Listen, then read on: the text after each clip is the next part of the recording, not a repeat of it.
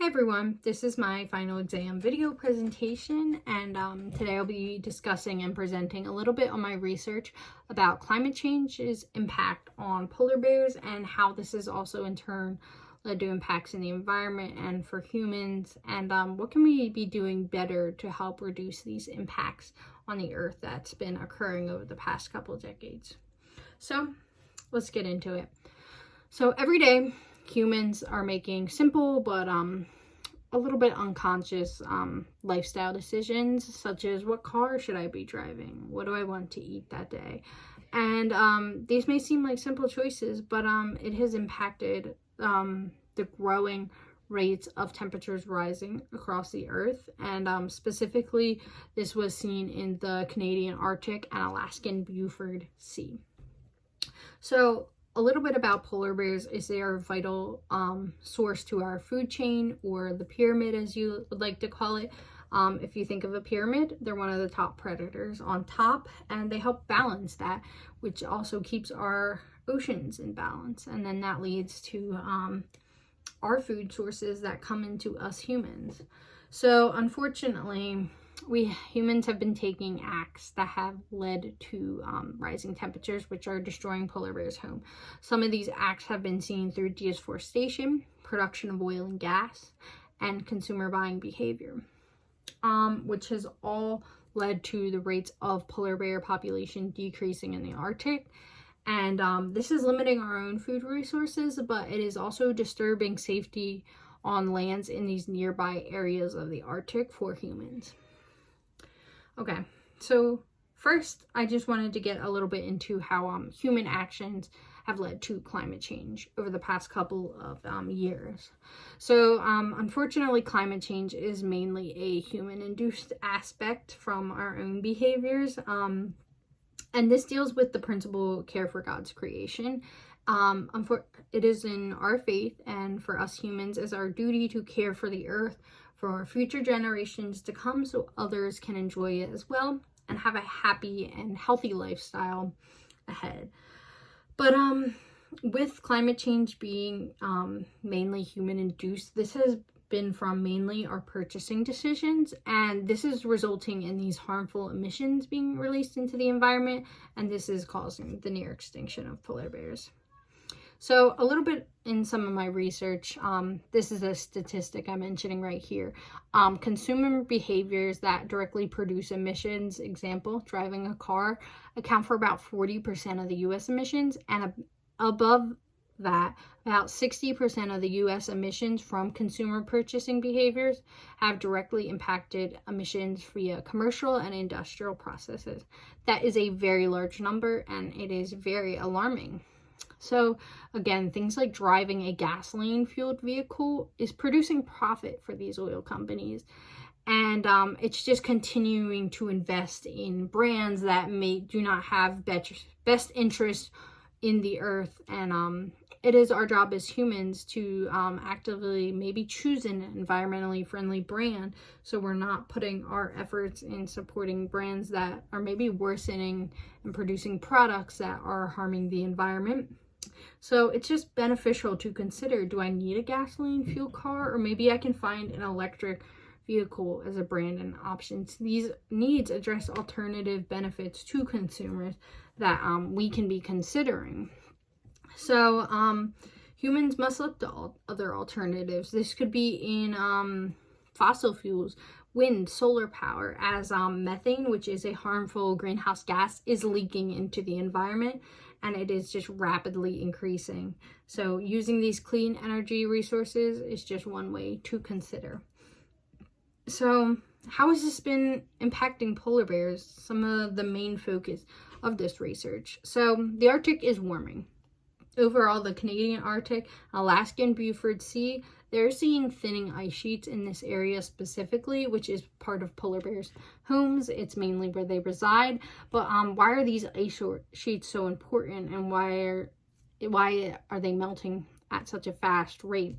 So they found polar bears are not reproducing as much, and their numbers are decreasing. But part of why they are not reproducing as much is because of these ice sheets.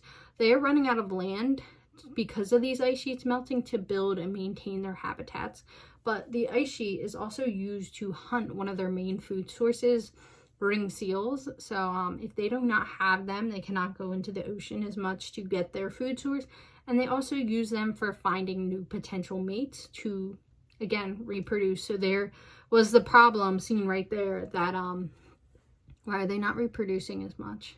They do not have the food source to go out and hunt for it, and they can also not find mates as often.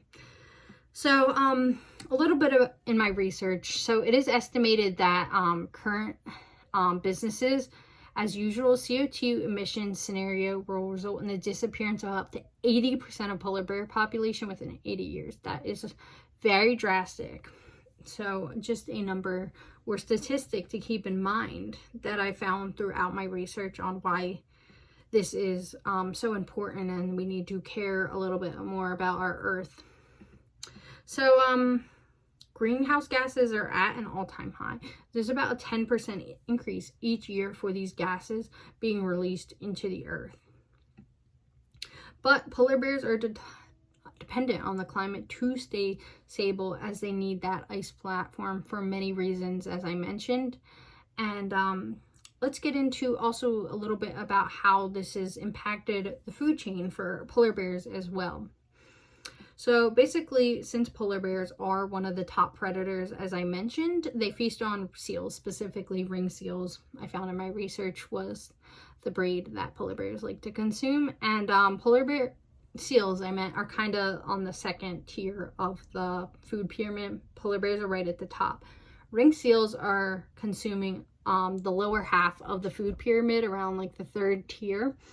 And this is the food we start to eat: crustaceans, fish, and things like that that come into our economy. But basically, if polar bears aren't around to control these seal numbers, seals will just start to pop up, and there'll be less polar bears, more seals, but less fish, because the seals will be eating and consuming on this fish. So basically that could make fish a scarce or limited resource to our economy and to humans, which means we need to start paying a lot more for this item. And eventually, if it's not here, again, that is a huge problem for our oceans. But what will polar bears do if they can't get their food resources? They could even start coming into our own areas as they're pushed out of their own habitats to look for other food resources. So that's a threat to us humans as well, as polar bears, very large bear, bigger than grizzly bears, come into the Arctic areas that humans reside in to look for maybe food that we have and increase our risk and encounters with them, which is very dangerous. So yeah, that has led to a decrease in other species as well in the Arctic for the food chain.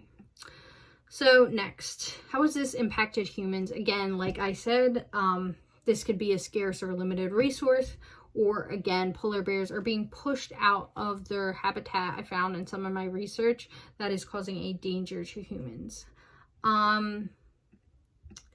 So I also found a little bit in some of my research. So a direct statistic here is some humans have taken over the Arctic for their businesses, which has also resulted in a much higher risk of us coming into contact with polar bears.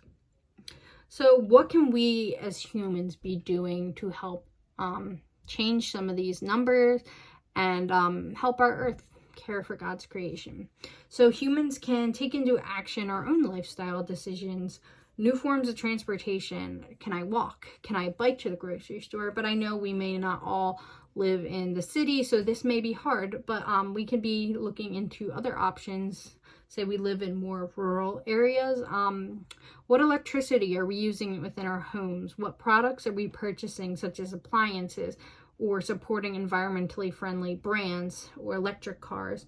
So it's definitely investing a greater concern when we're actively thinking about some of the decisions we're making that are more energy efficient for our environment and have a better interest in helping the environment.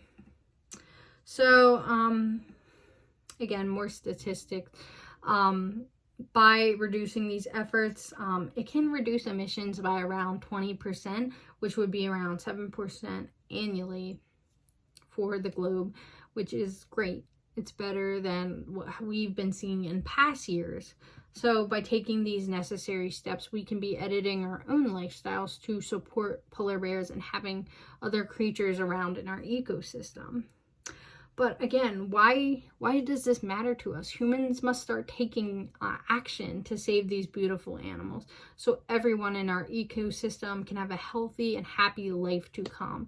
These little steps make a huge difference, and it's definitely something to consider when we think about polar bears and what they're actually going through as well.